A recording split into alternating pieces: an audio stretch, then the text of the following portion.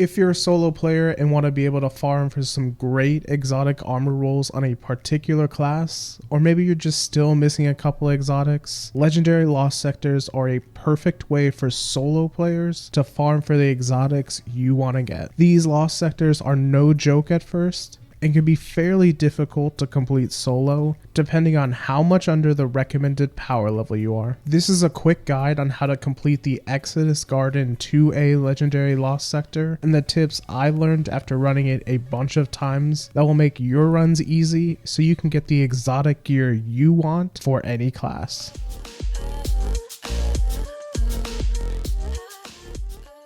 Hi guys, I'm Legionless and this channel is about helping you enjoy your games more. If you want to enjoy your games more and get recommended more Destiny 2 content on the channel, like weapon reviews and god roll guides for the gear you want to get, subscribe to the channel and follow me on Twitter for more Destiny content. Before you step foot into this lost sector, there's a couple things you'll need to know to prepare your loadout. First, I wouldn't recommend being below 30 levels under the recommended power level, and ideally you should be at least 20 power levels away from recommended. In this lost sector, there's only anti-barrier and overload champions. My favorite weapon for anti-barrier champions is the Eriana's Vow exotic hand cannon, which you can purchase from the Monument of Lost Memories kiosk in the tower. This gives you a ton of versatility to shoot champions, bosses, or any bulky enemy from far away while being able to easily break anti-barrier shields. The only elemental shields in the legendary lost sector are void shields, so you'll want to run either a void heavy grenade launcher like the crowd pleaser from Gambit, which I have a video linked in the description showing the best roll you'll want to farm for, or you'll want to use the commemoration void heavy machine gun from the Deep Stone Crypt raid. Both of these will help you pop void shields without needing to get up close. You can also run a void subclass, but you'd be giving up stasis or solar grenades, which can be used to stun overload champions. For the overload champions, I like to use a mix between a kinetic scout rifle or auto rifle, with the overload scout rifle or auto rifle mods on my gloves, and the surge eater and thermal overload class armor mods from the season pass. The scout rifle is great at picking enemies off from far away, where I'm pretty safe, and the season pass mod combo lets you continuously stun overload champions. Your stasis or solar grenade will stun the overload champion,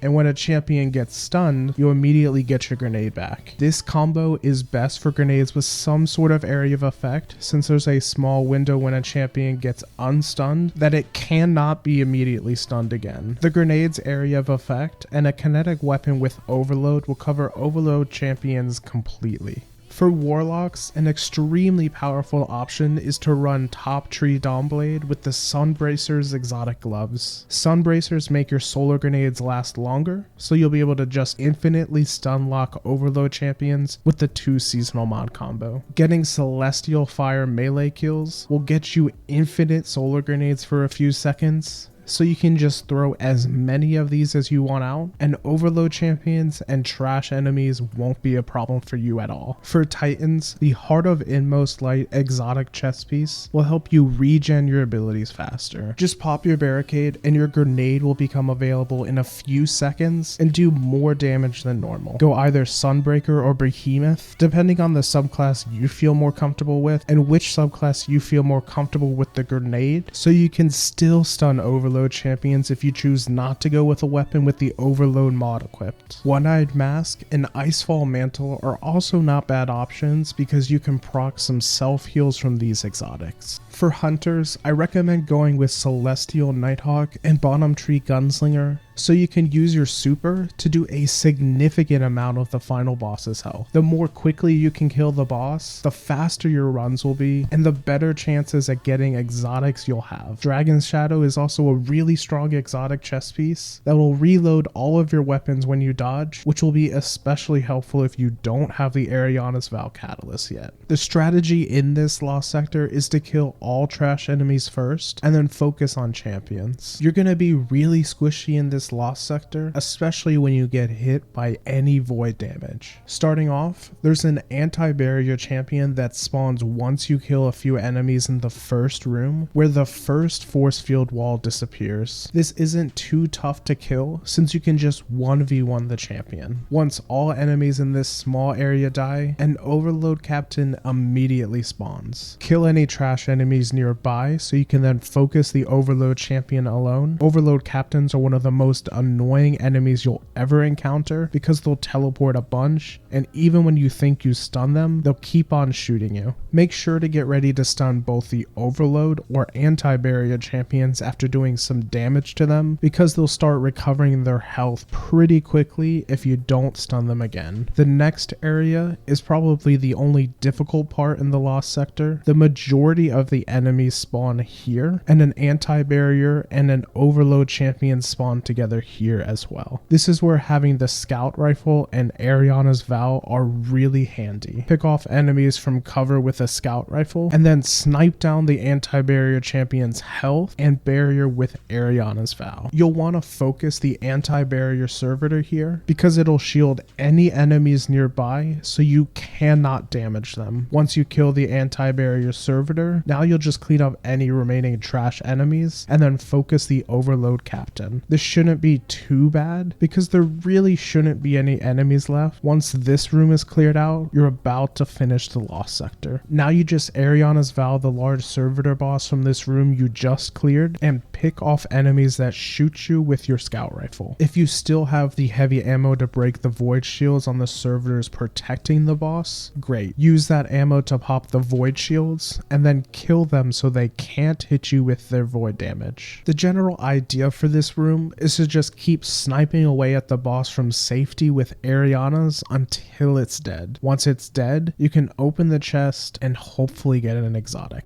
Dying isn't that big a deal when doing these legendary lost sectors. You have a limited number of revives, but you can get another revive for every champion you kill. Once you hit the 15-minute mark, you'll lose all revives, so if you die again, you wipe and have to start the lost sector over from the beginning. Just take the lost sector slow and steady. Kill all of the enemies shooting at you, and remember that it's more important for you to stay alive and get back into cover than to push your luck and die. If you want to enjoy your games more, subscribe to the channel and like this video to help me out. If you have any other tips for this legendary lost sector, comment down below so we can all have an easier time farming for our exotic gear. Thanks for watching.